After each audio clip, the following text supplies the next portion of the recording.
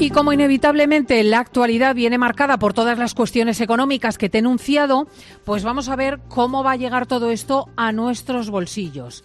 La inflación que acaba de subir, las decisiones del Banco Central Europeo, la caída de la bolsa y el varapalo de la OCDE.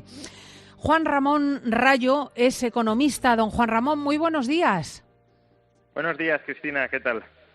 Bueno, pues alarmada, ¿no? Porque como la gente de la calle nos preguntamos cómo es posible que el escenario sea tan negro. Mi primera pregunta, don Juan Ramón, sería si todo está interrelacionado. Quiero decir, si los datos de la inflación en Estados Unidos, la reacción del Banco Europeo, lo que ha pasado con la bolsa, los datos de inflación en España, ¿todo está relacionado?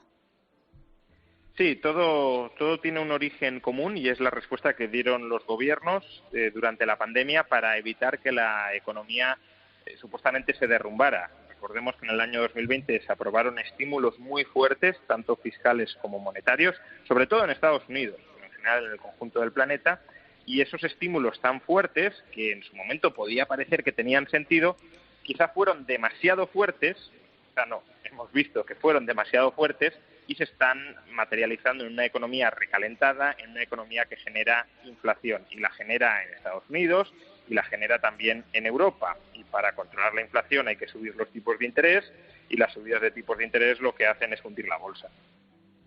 Claro, efectivamente nos alarma el golpe de la bolsa de ayer. ¿En qué medida es importante o, es uno de estos vaivenes a los que nos tienen acostumbrados?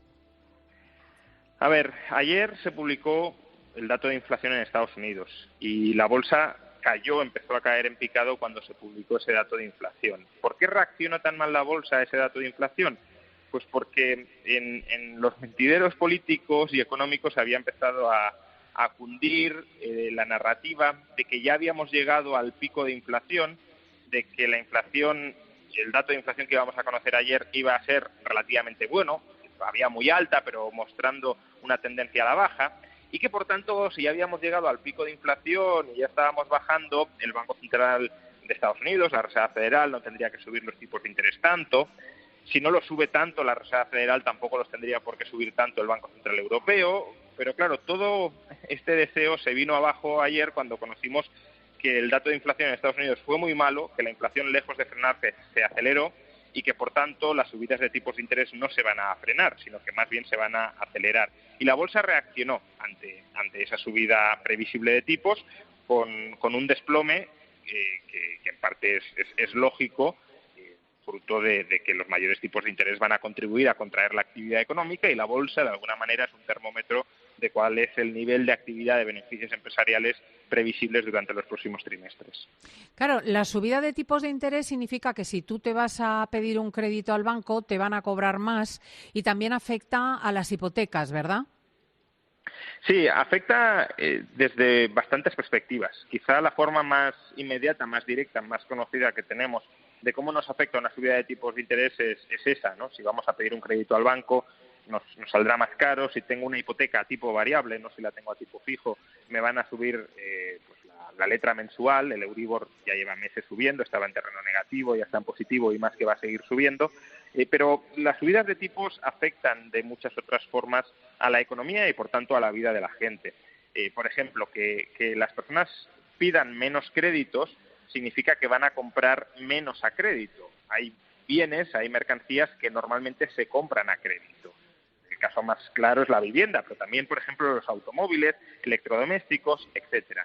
Si hay menos demanda a crédito, si compramos menos a crédito, la actividad económica se va a frenar. Pues no se van a construir tantas viviendas, no se van a producir tantos automóviles, no se van a producir tantos electrodomésticos, y eso implica que los trabajadores que están contratados para producir eso, si ya no se va a producir tanto, pues van a ser prescindibles y por tanto se los va a despedir. De hecho, uno de los objetivos que busca la subida de tipos, aunque suene muy crudo, es que la economía se enfríe, es que la inflación baje porque la economía en parte se detenga. Y claro, enfriar la economía significa que las empresas ganan menos dinero, o significa que si ganan menos dinero contratan menos o incluso despiden, significa que si despiden las familias, claro, si no tienes un empleo estable, pues vas a gastar menos, etcétera, etcétera, etcétera. Es decir, es una espiral de desaceleración, incluso de potencial recesión, muy complicada, pero bastante inevitable, dada la inflación altísima, históricamente alta que tenemos. Claro, pero si vamos a un invierno con más paro, si vamos a un invierno con problemas en los precios y nos añadimos que la energía está en precios disparados, la gasolina por encima de los 2 euros el litro, que vamos a tener problemas de suministros energéticos en Europa, sobre todo en Centroeuropa, con los cortes producidos por la guerra de Ucrania, que el trigo, los fertilizantes, los piensos están teniendo problemas también, realmente el invierno va a ser muy difícil. Sí, efectivamente. A ver, esto es lo que pasa cuando sobrecalientas la economía.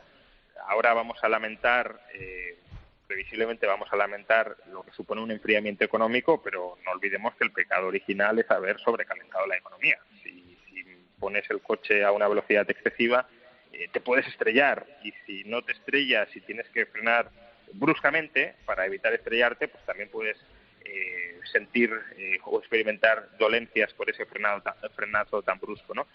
Sí, efectivamente vamos a un invierno complicado porque a los bancos centrales cada vez les está quedando menos margen de autonomía para no subir tipos de interés, y las subidas de tipos de interés enfrían la economía y la van a enfriar en un momento en el que además de este sobrecalentamiento por el exceso de gasto, tenemos una crisis de suministros derivada, esta sí, de las circunstancias de la guerra. Claro, si sumamos desaceleración, contracción económica con problemas de abastecimiento regular de determinadas mercancías básicas, pues, por un lado tu renta en términos nominales cae, incluso puede desaparecer si te despiden, por otro los precios siguen subiendo, y por otro determinados bienes básicos podrían llegar a escasear, quizá no en España, pero como decías, en Centroeuropa el riesgo, pues desde luego es creciente. Y aún habría que añadir un tercer factor de incertidumbre o de potenciales problemas, y es que los tipos de interés, la subida de tipos, otra de las consecuencias que tiene, es que a los gobiernos les sale más caro endeudarse. Durante los últimos meses hemos visto cómo el coste de financiación de la deuda pública española se ha disparado. Es verdad que todavía está en niveles bajos, pero es que estábamos en el 0,5% más o menos, el tipo de interés a 10 años de la deuda pública española, y hoy está casi rozando en el 3%, y esto ha pasado en 6 meses. Entonces, claro, si siguen subiendo tipos y se siguen instalando las expectativas de que van a seguir subiendo, los tipos de interés que pagan los gobiernos van a seguir aumentando, y eso forzará al gobierno, a cualquier gobierno, a tener que aplicar ajustes ya sea desde el lado del gasto, recortes, o ya sea ajustes desde el lado de las subidas de impuestos, que también son recortes para la población. Madre mía, de verdad, es que no son más que malas noticias. Hay cosas que la gente, yo en concreto, entendemos mal. En 2008 el precio del barril de petróleo era más caro que ahora. Sin embargo, ahora nos encontramos el litro de gasolina casi en el doble. ¿Por qué? Sí, pues está muy relacionado con la inflación de la que hablábamos, que se está trasladando a otros sectores. Por un lado, en el año recordemos, el barril de petróleo se paga en dólares, no se paga en euros. Y en el año 2008 el euro cotizaba a 1,6 dólares. Hoy el euro está cotizando a 1,05 dólares. Prácticamente estamos a la paridad. ¿Eso qué significa? Que aunque el barril de petróleo estuviese más caro en dólares en los mercados internacionales, estaba más barato cuando lo pagábamos en euros, porque el dólar estaba barato en relación con el euro. Concretamente, un barril de petróleo a 130, 135 dólares en el año 2008 nos podía costar a los europeos menos de 90 euros. Hoy, en cambio, el barril de petróleo está a 120, 125 dólares y nos cuesta a los europeos alrededor de 115 euros por la depreciación del tipo de cambio. ¿Y por qué se ha depreciado el euro? Pues porque el Banco Central Europeo está reaccionando de una manera más timorata a la inflación de lo que lo está haciendo la Reserva Federal en Estados Unidos, que ha subido los tipos de interés con más decisión, con más determinación que el Banco Central Europeo, con lo cual se ha depreciado el euro. Pero hay un segundo motivo, y es que el precio de los carburantes no depende solo del coste de la materia prima, del precio del petróleo, sino también del coste del refino. El crudo hay que convertirlo en gasolina y en gasóleo, y eso se hace en las refinerías. Y en las refinerías es un sector en el que nos encontramos también con problemas precisamente por ese sobrecalentamiento de la economía. no tenemos ahora mismo capacidad de refino instalada para refinar tanto crudo como necesitamos refinar, y además los costes del refino también se han encarecido, especialmente en Europa, porque para refinar el petróleo que importamos en Europa, que tiene un alto contenido en azufre, necesitamos utilizar una tecnología que es muy intensiva en gas natural. Claro, si se te ha encarecido el gas natural, se te encarece el coste de refinar la gasolina y el gasóleo y, por tanto, el coste del carburante también aumenta. Hay buenas noticias con relación a la autorización que nos ha dado Europa para que países como Portugal y España intervengan en el mercado de la energía, y esta semana nos contaba la ministra Nadia Calviño que veremos bajar la factura, que han topado el precio del gas que se utiliza para hacer la luz, y que veremos bajar la factura en torno a un 15%. ¿Eso es así? ¿Podemos al menos en ese sentido felicitarnos? Bueno, habrá que ver cuál es la magnitud final de la bajada. Todavía hay, yo creo, ciertas dudas. En un principio se nos vendió una bajada de hasta el 50%, ahora ya estamos rebajando la bajada por debajo del 20%, ¿no? Pero sí, evidentemente, si topas el precio del gas en el mercado marginalista que tenemos en España, bueno, en Europa en general, como el precio del gas es el que tiende a determinar el precio de la electricidad, normalmente en las subastas, menor precio del gas, pues menor precio de la electricidad. Ahora bien, hay que tener en cuenta que esta bajada solo afectará a aquellos consumidores que estén en la tarifa regulada. Los que estén en el mercado libre y hayan pactado una tarifa a medio plazo no se verán beneficiados, a menos que cambien a la tarifa regulada. Otra cosa es que les salga a cuenta cambiar, porque a lo mejor tienen un precio cerrado en sus contratos que sigue siendo más bajo que el que prevalecerá en la tarifa regulada. Y a su vez también hay que tener en cuenta que esta intervención no sale gratis. Por un lado estamos embalsamando unos costes que habrá que remunerar en el futuro a las eléctricas que producen con centrales de ciclo combinado, con gas, porque si no les estamos permitiendo recuperar el coste de su combustible, pues eso hay que remunerárselo de alguna forma. Y luego está distorsionando completamente el funcionamiento del mercado eléctrico. Pero bueno, a lo mejor para hacer frente, para capear el temporal extraordinario en el que nos encontramos ahora, pues podría tener sentido, es bastante discutible, pero desde luego es una medida que no podemos mantener en el tiempo porque genera esas distorsiones que estoy mencionando, que es básicamente cargarte el mercado. ¿Y las empresas van a encajar ellas esta bajada de los precios?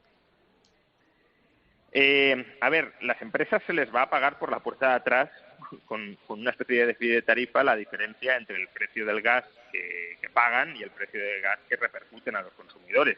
Y esa diferencia embalsamada de precio, pues la vamos a pagar nosotros en el futuro. Ahora, eso no significa que no vaya a haber un ahorro neto, porque eso solo afecta a la tecnología que produce con gas. Las otras tecnologías, la nuclear, la hidroeléctrica, que cobraban precios de gas, no habrá que remunerarles esa diferencia porque su coste de producción es más bajo que el del gas, ¿no? Por tanto, si va a haber una bajada ahora, insisto, es una bajada que distorsiona el funcionamiento del mercado a medio plazo y que aún así embalsama algunos costes que hay que repercutir o hay que pagar en el futuro. Una última pregunta relativa al problema con Argelia. Hemos disgustado al que nos suministra el 40% del gas que consumimos. Esto es un movimiento peligroso. Muy, muy peligroso, mucho. A ver, no voy a entrar en la cuestión política porque no es mi campo, pero incluso desde un punto de vista político, si se quisiera haber hecho este movimiento de cambio de alianzas, el peor momento para hacerlo, desde luego, es el actual. Si tú quisieras modificar tu postura con respecto al Sáhara Occidental, deberías haberlo hecho o mucho antes o mucho después, pero no ahora. ¿Por qué? Pues porque Europa, como decíamos, tiene un problema de suministro garantizado de gas, porque gran parte de Europa depende del suministro ruso. Nosotros, en cambio, ahí sí éramos una excepción ibérica, una isla ibérica, porque tenemos el suministro de Argelia, con lo cual, bueno, de cierto modo decíamos, esto no va con nosotros, aunque corten el gas en Centro Europa, a nosotros no nos va a afectar, pero nos hemos creado un problema en este momento con nuestro principal suministrador de gas, que es Argelia, y ya veremos qué repercusiones va a tener en el corto plazo. si va a haber corte de gas o no va a haberlo. Pero desde luego, en el medio-largo plazo, las consecuencias sí son conocidas. Y son conocidas en el sentido de que Argelia se va a reposicionar y el principal socio comercial en materia de gas de Argelia no va a ser España, sino que va a ser Italia, que se ha trabajado mucho mejor esta relación y no le ha generado ningún desplante a Argelia. Con lo cual, a medio plazo, Argelia va a tender a vender más gas a Italia cuando se termine la infraestructura pertinente que a España. Y España va a quedar en una posición, pues ahí de nuevo, de aislamiento, porque va a ser el convidado de piedra en estas relaciones, en estas nuevas relaciones del mercado de gas europeo. Y veremos los precios. Don Juan Ramón Rayo, muchísimas gracias por ayudarnos a entender estas noticias que no son realmente buenas para nuestros oyentes. Un saludo afectuoso. Un saludo, hasta otra.